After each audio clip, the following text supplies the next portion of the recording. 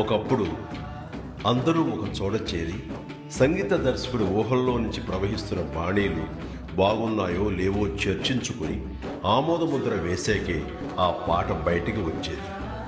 మరుగున పడిన ఆ ఆనవాయితీని గుర్తు చేస్తూ మళ్ళీ మా కీరవాణి గారు విశ్వంభర కోసం పాటల్ని కంపోజ్ చేసే ప్రక్రియ మా ఇంట్లో ఏర్పాటు చేసుకున్నాం.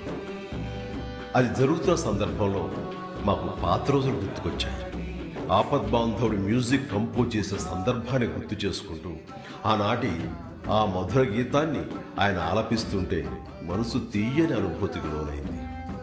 దాన్ని మీతో ఇలా పంచుకోవాలని మీ ముందుంచుతున్నాను. Please enjoy.